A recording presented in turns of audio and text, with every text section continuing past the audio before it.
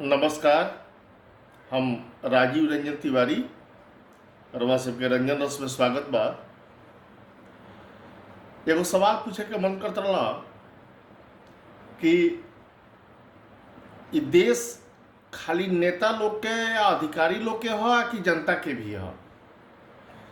इ देश के कहल जाला, भारत देश के, कि दुनिया के सबसे बड़हन लोकतंत्र है। लोकतंत्र के माने होला कि लोग के तंत्र, आदमी के तंत्र, जनता के तंत्र, और जनते मालिक है तंत्र के। जनता कहीं लौकतिया, जनता के का अहमियत बा ये तंत्र में कुछ समझ में आवत रउआ सबका?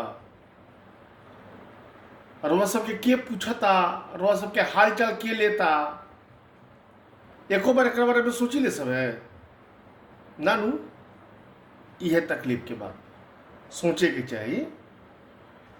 जब सोचे तब समझ में आई कि ये तंत्र में वह सबके कितना अधिकार बा और वह सबके का अहमियत बा।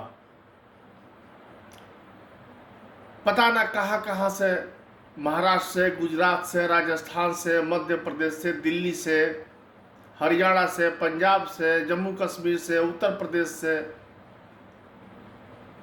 कहाँ से लोग एने ओने पैदल साइकिल से चल के घरे पहुंचे के कोशिश कर रहा बा। पता ना कितना करोड़ों लोग सड़की पर बड़ा चल रहा बा एक तपती धूप में, और ऊपर से उनका ऊपर लाठी।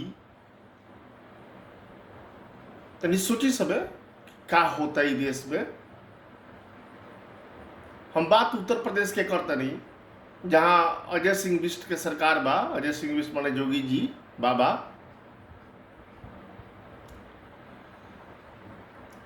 काले से बवाल मचल बजे वो सरकार जन भी है तो कांग्रेस बस भेजे के चाहतिया, ओकरा के भीतर ले आवे के लोग अनुमति नहीं खे दे।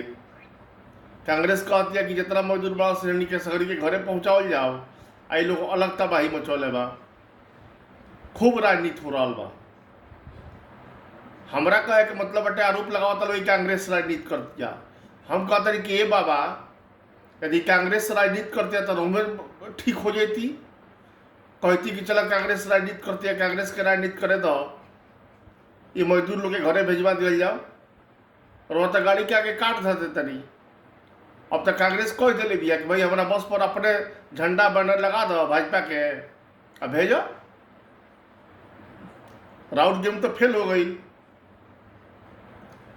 पहले ही कह दिल रहती, पहले ही कुछ संभाल रहती व्यवस्था, तो इतना दिक्कत ना हुई, ना कुछ कहे सुने के पड़ी।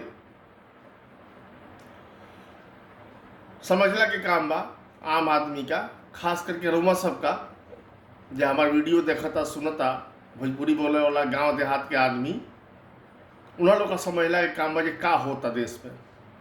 एक और बहुत जरूरी बात बतियावे के रहला कि जैसे लॉकडाउन के ऐलान कर रहनी वहाँ का, अरे बड़का नेता जी जो दिल्ली में बैठी है, गुजरात वाला, क्या नाम हुआ के, कौन, मोदी जी प्रधानमंत्री, वहाँ का कहले रहनी जे लॉकडाउन के दौरान कोनो मजदूर लोग के कोनो कंपनी वाला लोग पैसा ना काटी और ना केहू नौकरी से हटाई।